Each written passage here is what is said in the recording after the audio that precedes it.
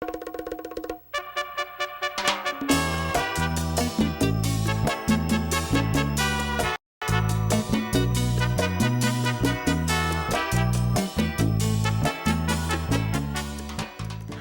welcome to Ediftalking, the podcast in which we talk about every aspect of the buildings technician course. I'm Carolina Mafra. And I am Julia Viana. Today we are going to talk about the negative points in EDI. Hi Julia, how are you doing today? Hey Carol, I'm fine. I think it is really important for our listeners to learn not only the positive points and how the course works, but also the parts are not good. I totally agree.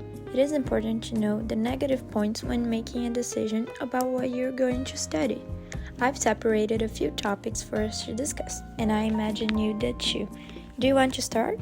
How about we start with the lack of communication between the course coordination, teachers and students? That's a great topic. I believe that's the cause of multiple problems that we deal with. We often have the need to discuss an issue and we can't get in touch with the people in charge. Yes, I agree. Sometimes we have classes canceled and the coordination don't know about it. Or they have to tell us something, however the message don't get to us. Exactly, and that sometimes affects the terrible schedule that we have. As if it weren't enough that we have classes on Friday until 6 p.m., we often lose our free periods to make up for the classes in which the teachers didn't come with no previous notice. I should also mention the times that we go months without taking a class because there is no teacher and we don't get any substitutes. Since you mentioned our schedule, we also have a lot of free periods between some classes. Not only the classes are cancelled, but also when a part of the class has a break of 4 hours between the morning and afternoon classes. That's terrible, and the other classes don't have that. I don't think it is fair of them to put us through that when the other class has a better schedule. It is totally unfair. In addition to that, our schedule is terrible for the teachers. Some of them don't have breaks between classes. Speaking of lack of organization, it is important to add that we have classes that the content was incomplete last year, and this year our new teachers have to question whether we learned what is needed to continue the subject or not. I would say that the worst thing is that some teachers don't bother to explain what we need to know, and assume that we can guess what they want us to do. In fact, that's relevant also to the high school teachers. Some of them don't have good methods of teaching. They only talk about the subject and don't make us practice, and that can harm our learning. Also because we need to learn those things to get into college.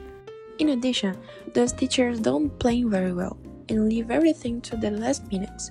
So the last weeks of the bimester are really suffocating with a lot of tests and assignments. Also, it gets worse in the second and fourth bimesters, in which we have the week of finals, and that, joined with the unorganized teachers, results in 3 weeks of us going crazy. The strike that happened last year made the school year short, but some teachers insist to being late with the content. That makes us feel unproductive when we do nothing during the class. And the worst thing is that we have almost no support when we need to complain about something. We often don't know who to reach for or don't get a response. And even if we talk to someone about the problem, sometimes it won't be solved. With all that said, I do believe there are solutions to most of those problems. They could be solved by the coordination if they were better informed about the problems that the students go through. Yes, that way they could do something about it and try to help us in the situations. And about the problems regarding teachers, they could also get better if there was a better supervision about whether they were keeping up with the schedule. I totally agree. If we take it step by step, the course in general can slowly get better.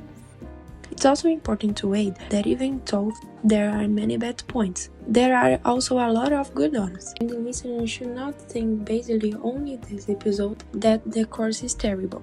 Exactly.